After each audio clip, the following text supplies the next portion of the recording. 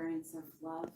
And when we are in the experience of fear or anything else, then that's when we don't feel the peace. So when those triggers come up, that's our opportunity to go in and see where the barrier to the peace is that we think we're not experiencing, because it's always there. We just have to remove the barriers to keep us from feeling it and experiencing it. During our talk today, we will explore some different spiritual practices that we can incorporate to do a reset and to reach into that peaceful place, and to also cultivate and nurture the vibration of peace that we do hold deep within. And that way, we then radiate it out into the world. I was here at the beginning of fall in September, and we focused on social activism and experiencing peace in the external world, and then bringing that external to give us a place of inner peace and inner well-being. Now we are transitioning into the winter, and so we follow the cues from nature once again, and so we will be pulling inward to focus on peace. So it's kind of nice to be here at that time of transition. And it's nice that we are all working on this collectively.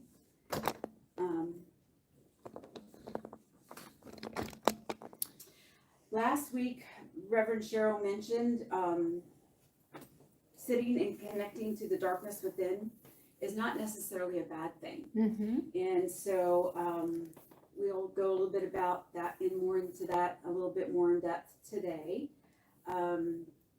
Because physical and spiritual growth, it does come from within and then it goes out. And it is where in that dark space that we find all of the things that we need to find. And I will explain why it's not such a bad thing. But I did have a question for you. How has it been going since last week? Thinking about some of the things that Reverend Cheryl mentioned. Yeah, I didn't see it. So. Yeah, it's pretty busy. Yeah. It's really busy right now. And I was thinking about it this morning because I was like, I know we're supposed to be taking a little time to rest, but as a musician, I am really busy. After Christmas Day, Yeah. Yeah. So That's okay. I'm searching. I'm still searching for those quiet times. That's fine. Well, I'm glad to hear that you have had some awareness and some things come up from that. And I'm sure that those of you who are joining us virtually as well have your own experiences that have bubbled up and come to the surface since last week.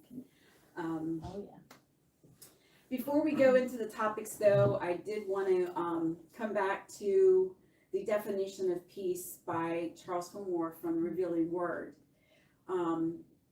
He defines peace as harmony and tranquility derived from the awareness of Christ consciousness, so the collective consciousness of the greater universal mind is where it comes from, and also from that place within.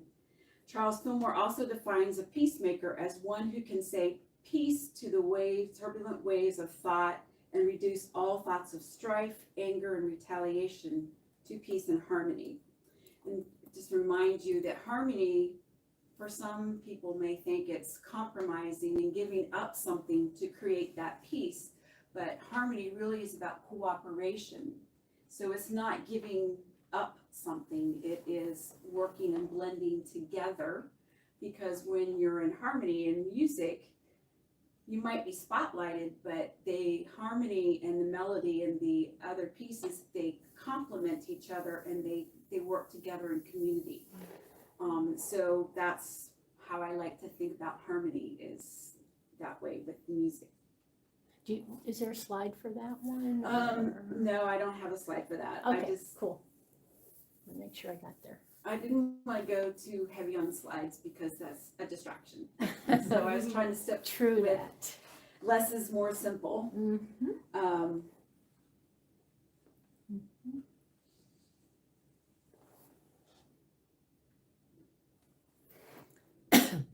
So for us to experience peace during this time, we have to allow some space for being And you can go ahead and advance the slide.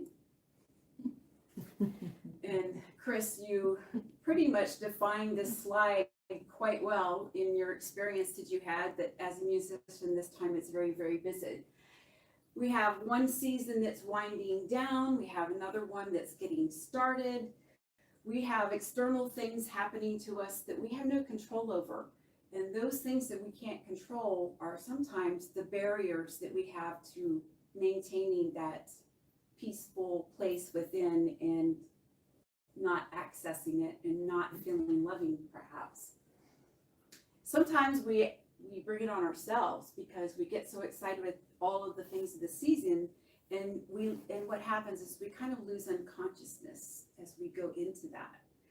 Sometimes it might be sentimental of like, this is the family tradition, this is what we always did, but we can always let go of those traditions that don't fit anymore, or the things that don't work, that take away the meaning and the reason why we are preparing for the return of the Christ light each year when we celebrate Christmas. So I just, and I love this one here where it's got the order and the chaos. There's always order within there, because remember, the opposite is always the anchor of whatever is occurring in the now moment. And so the opportunities that we take to meditate and to go within and to slow down and to go into the silence, that's where we can begin to find the order that's to that chaos, because then we can start seeing with deep clarity of like, oh, this is the block that keeps me from experiencing this, and this is the block. And then we can choose, do we want to continue working with that energy? Do we want to transform it? Do we want to let it go altogether? It's the opportunity and the call from Spirit for us to go within and to see what needs to shift. And I put this one in the center because I wanted us to have that visual reminder that it's always there. The peace is there, the love is there, the joy, the faith is always there, even when all of those things are happening around. Just like the eye of the hurricane is always the calm, quiet, sunny part. And then it ramps up again and does its thing, and then it moves on. And it's kind of the same way when we move through our emotions. Okay, we can go ahead and go back to the next slide. So last week, Reverend Cheryl also talked about learning from nature and tapping into nature to move us through the transition of time and to move through the Advent time. And so nature always gives us our clues through sacred geometry within the arrangement of the seeds and the leaves, and then the growth cycle of the plants themselves are also a very, very helpful instrument for us in what we do.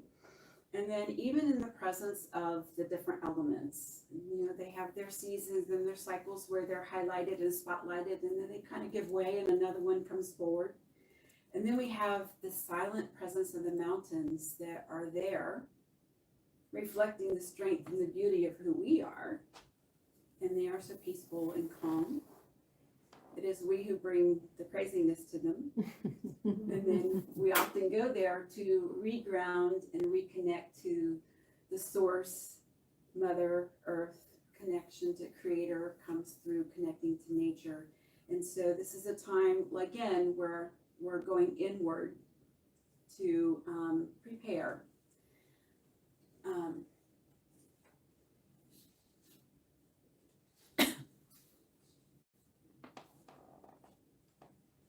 How comfortable are you sitting in the darkness and in the silence?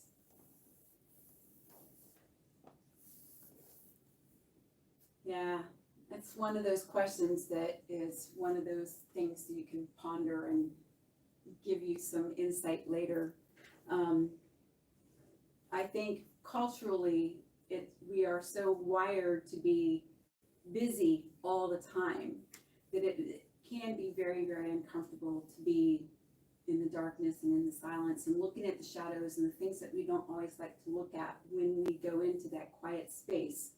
But that's exactly why we are taking this time to go in and sit in that, and why nature gives us those longer nights so that we have a reason to slow down and reflect, take some deep breaths, so that we can manage and restore ourselves energetically, so that we have the energy to do all the things that we want to do, because we still want to be connected to a season and to celebration.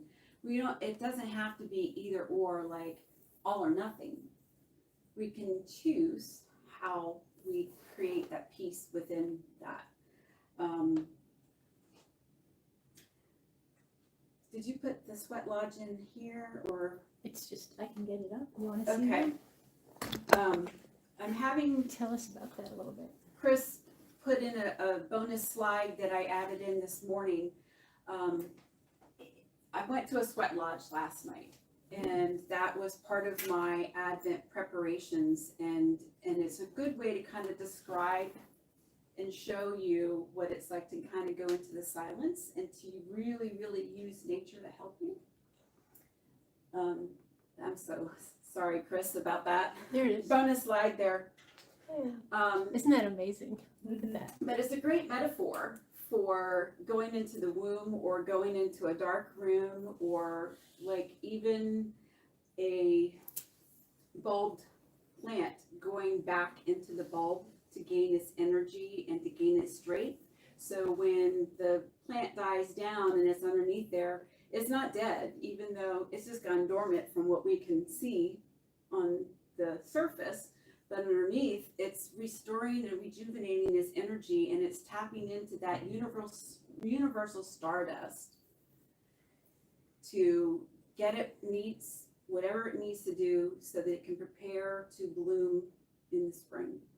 And it is in connection with Creator, so that it knows when it needs to bloom, but it's still growing. And it's the same thing when we are carrying a child in our womb. A child starts out as a seed in the dark, and it has water, it gets light, it gets nutrients from the mother, just as we do from the mother. So the sweat lodge is kind of like the same thing. We're entering into the womb, and in there, there are like 3 layers of blankets there. So when you go in there, it's pitch black. You can't see anything. And it's also like going into the seed there. And during the sweat lodge, we connect to the earth and to God, Creator, and then we share prayers. And we always do 4 rounds where we honor the spirits and the elements: earth, wind, fire, and Water. Yes. And and it's a community building process. We all come together to announce our intentions and our prayers, and then we go in, and then the stones, we heat them up for about 3 hours, and then they're glowing hot, and then they go in. And then as prayers are spoken, water is added to the stones, and then it gets really, really steamy and really warm. And then that bubbles up to the surface what needs attention that you haven't been able to give attention because you've had all the external distractions. And it comes up, and then the steam purifies as whatever that is that's clogging up your system and intoxifying it. It comes out through your skin, through the sweat and the steam. And so it's really kind of like a visual also of like what happens when we do a burning bowl, except for you're physically living it in doing this. And it's also very, very grounding to be with Mother and to feel the coolness of the earth, even though it's really, really hot. And it's just like when we get grounded and centered with prayer and meditation, when the whole world is going crazy, we still have that groundedness by doing that. And then it doesn't matter the heat of what's going on around us that we can't control. We can't control the war. We can't control the stoplights, the traffic. We can't control any of that. The only thing we can do is control our reaction to it. And when we can make that choice to say, okay, this is showing me where I'm not in alignment. And maybe there's a little, place inside of you that wants to shout at somebody when you're driving or use some sign language. But when you make that choice to send them love or maybe do a namaste instead, that's how you ripple out the peace into the world, is when you control those emotions. And so the sweat lodge just gives you a really different perspective. And so that's what we are basically doing during this season of Advent. And when we have those moments of reaching, not feeling any pain, physical pain, because we've gone into the silence and ask for guidance and wisdom, and it does come. When you don't have all the distractions, it does come. And sometimes things that are uncomfortable do come up. When I was in the sweat lodge last night, I had a lot of guilt and shame come up for things that I did unconsciously, or when I didn't have tools available to me to make the most healthy, loving choices. And I was able to allow myself some compassion and forgiveness for doing the best that I could in any moment. And when I remember that I can be compassionate to myself and do that, then I can extend that to other people. And then, of course, the more I do it with other people, the more it makes me want to do it with myself. And the beauty of that is when you're in community and you're in the dark like that, and it comes up, nobody else can see it, so nobody can judge it. So if nobody else is going to see it and judge it, I don't have to see it or judge it either. And that's the beauty of being in the darkness and the stillness, is the non-judgment and the non-attachment that comes through that process. And then you can look at it, feel it, deal with it, and then you can let it go. Let the memory go.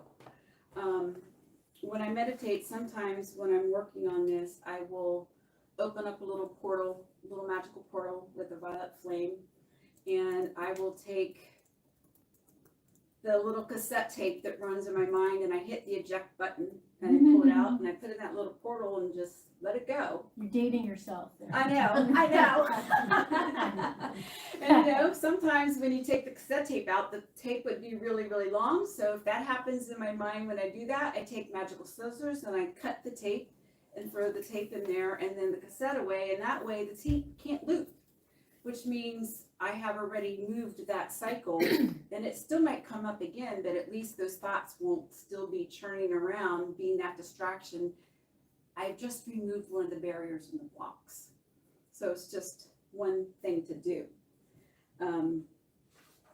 But yeah, I'm sorry, it's a little bit different, Right now I have 2 CDs stuck in my radio in my car, and so I can't even use the CDs. Even those are ancient. I know. Anyways, we can go ahead and go to the next slide. I've already kind of gone past the nature one. Ready? So, in trying to stay on track here, I've already been talking a little bit about preparing your inner manger, your inner nest. So, what are you doing to prepare your inner nest?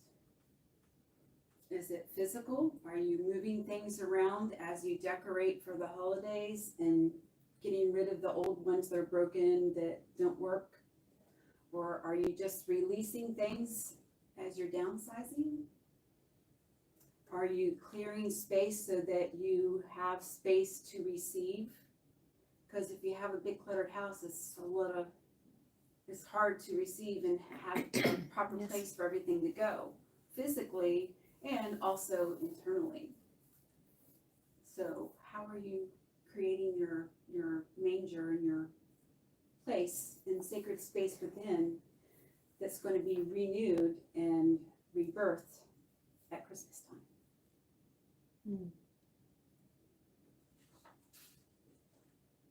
What do you need to do? Is there anything that you need to release? Is there anything you don't want to release? Is there anything you don't want to look at? Like maybe go into some of those closets that you never look at that might have the cobwebs in there. Dust that off. Might be good to revisit. got a bunch of stuff ready and I was gonna release it, and then I realized, oh, wait a minute. I can get rid of these things, but I still need these metaphysical books, because if I get rid of those, I'm gonna be lost when I do a lesson. So it's good to see like some things that might have been put away for a while that need to come back forward, but it got pushed away because of all this other stuff coming in. So that's what we are doing as we move through this time with all of these different vibrations that we work with.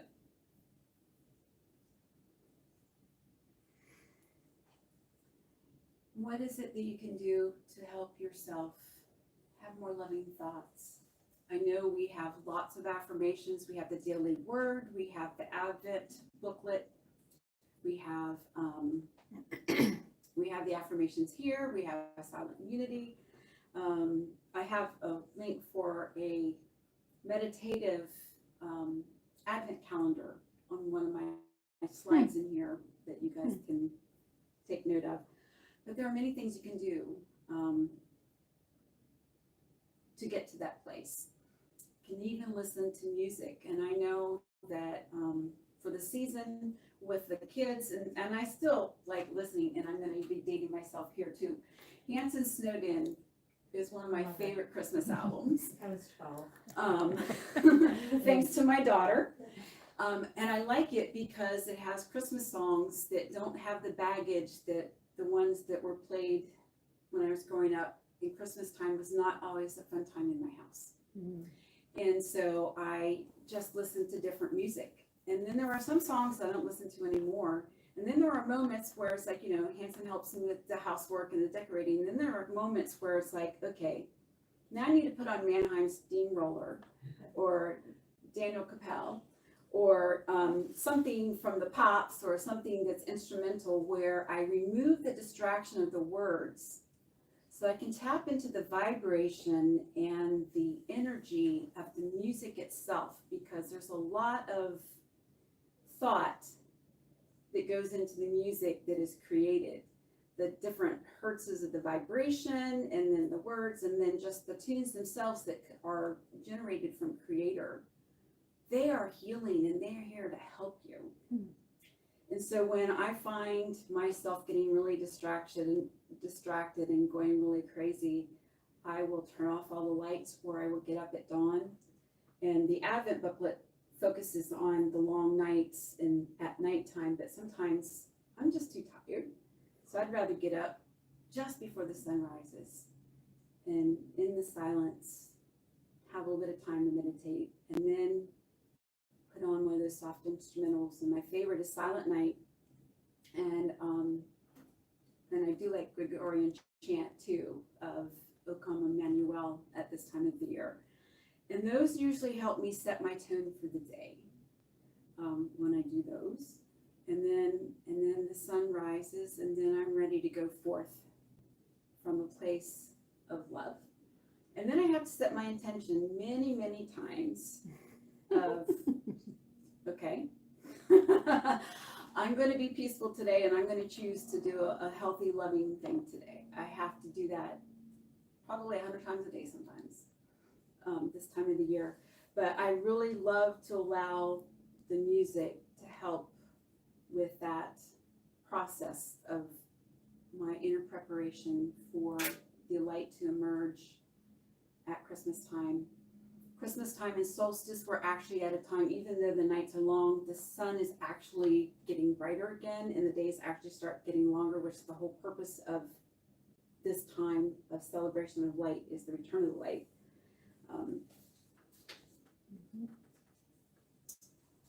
All right, let's go on to the next one. And this one is just a visual of that time where you can have that little quiet moment in the middle of all this, so that you can still enjoy the season, just consciously move through it. I can remember even as a child going into my room, I had a ceramic Christmas tree, and I would turn off all the lights and turn that on, and I would sing "Have Yourself a Merry Little Christmas," or I would have Silent Night, and it helped me, and I still do that with some of the other things too. But it's just, there are just so many different ways, individual to each one of us, that we can reset and go into that peaceful place through love, through the silence and the dark. It's all about resetting the mind. And then you can go ahead and go to the next one.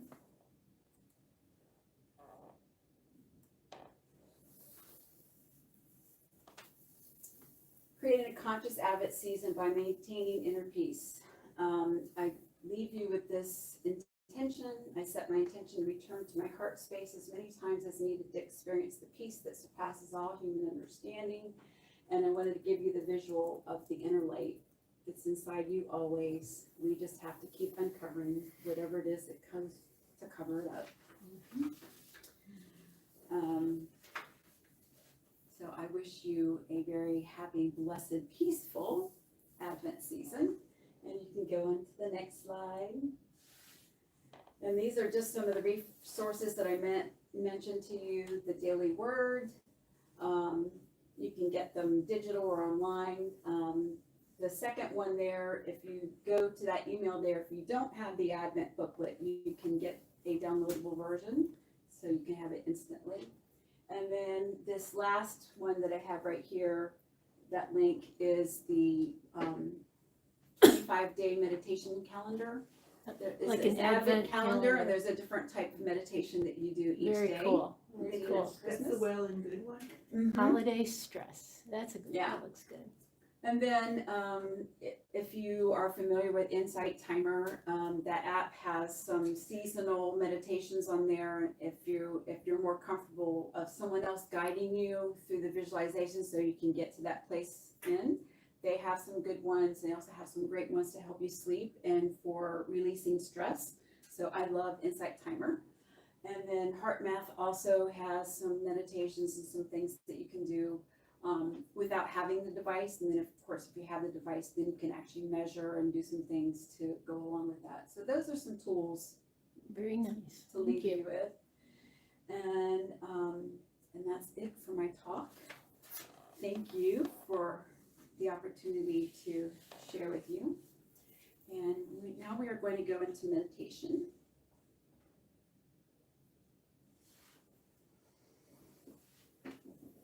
We're going to start out in the silence so we can. Could you do the lights, Andrea? That would be great. Thank you so much. So I'm going to ground you in some silence first, and then we are going to be in that, and then we're going to bring in a little bit of meditative music to move us through the guided visualization. So I invite you to focus on your breath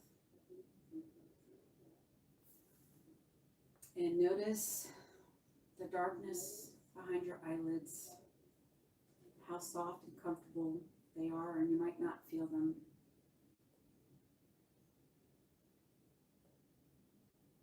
Just focus on your breath. And if any thoughts come to mind or any images, just ask them to please go away for right now. They can come back later.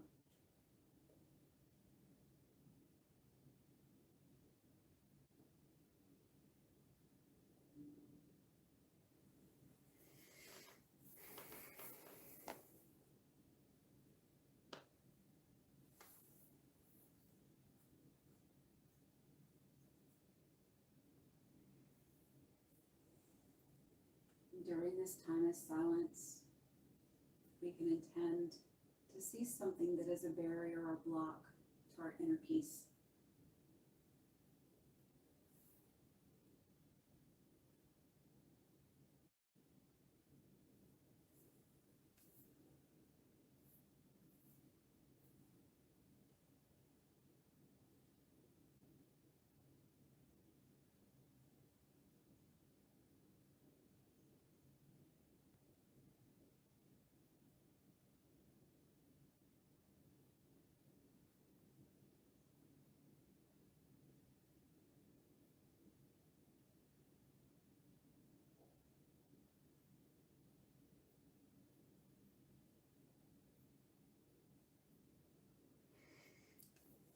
And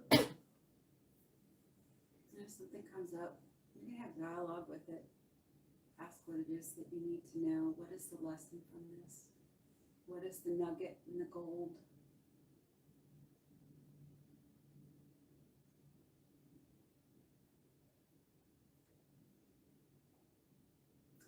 see what the positive in this is and how this can help you.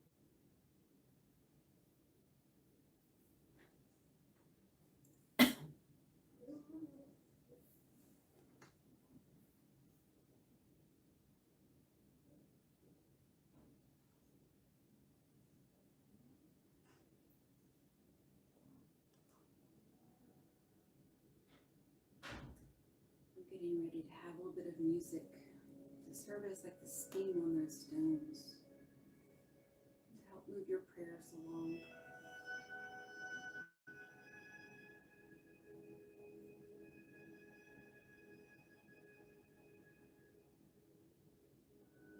This will help to transform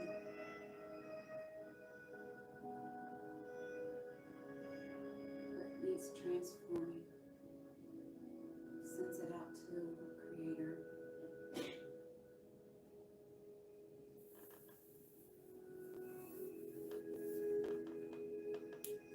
And with this release, an expanded heart occurs. A deeper sense and feeling of peace settles in.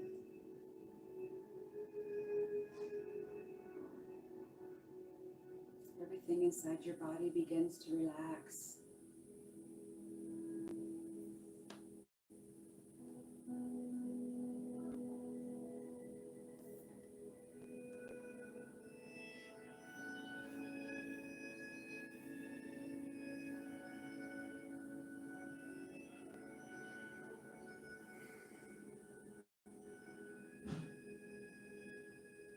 And as you relax, your inner light begins to glow. Maybe it was just a burning ember, but now it catches flame ever so gently. And the light expands.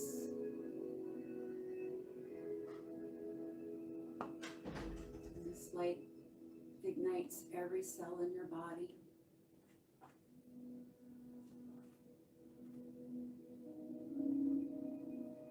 This is the light, the Creator of God, of unity consciousness inside you, expanding.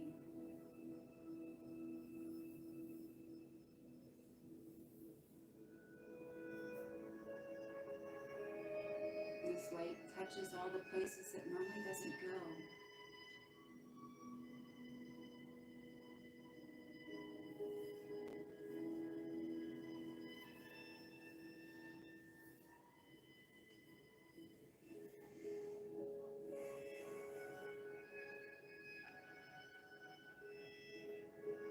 Your inner body is glowing from this radiant light.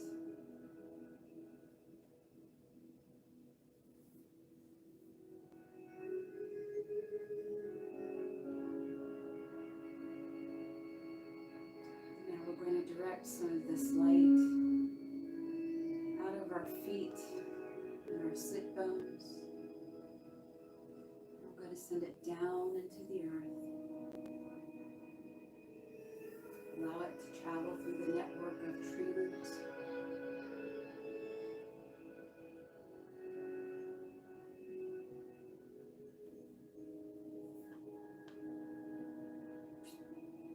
And allow this light to extend all the way down into the crystalline center of the earth.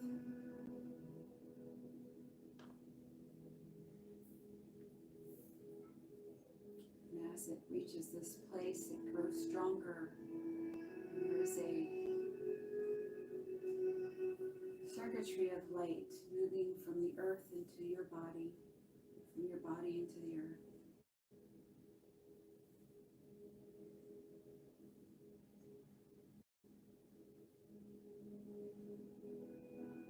And as this happens, the vibration of peace moves through this network of light, this network of love.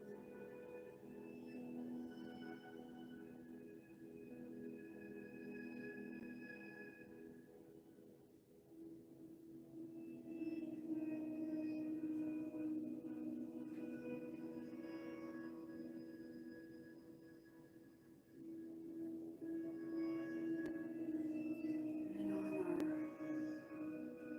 our breath, begin to pull some of that light up. And as you exhale, send it up into the universe.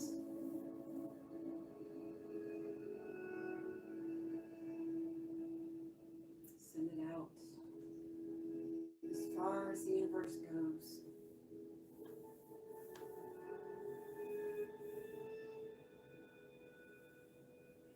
And in that process, as it reaches that pure place where where Creator resides, and again,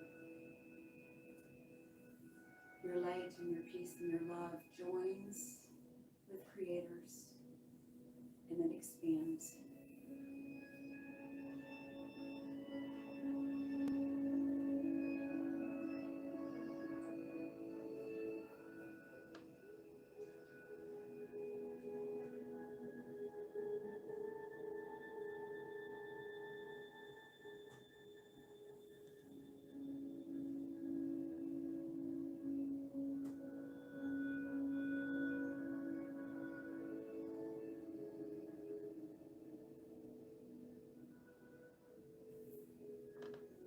Allow yourself to receive this beautiful vibration of love, light, and peace. And as you receive it, you're able to give it out.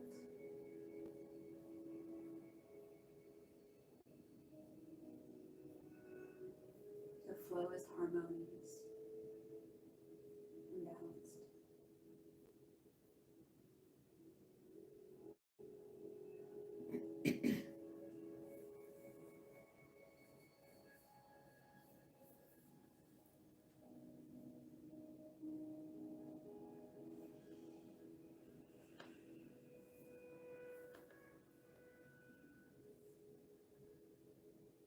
And now I invite you to begin to pull your awareness and your light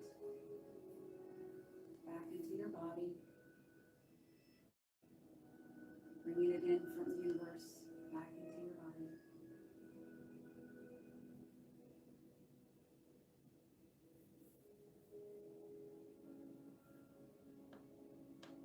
And then begin to withdraw it from the center of the earth, bringing it back into your body.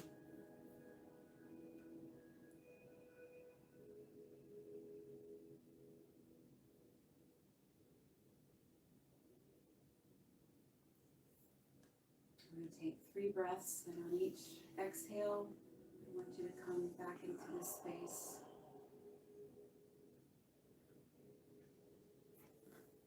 Feel the weight of the chairs supporting you. Feel your fingers, your toes, your back. And when you're fully back and present,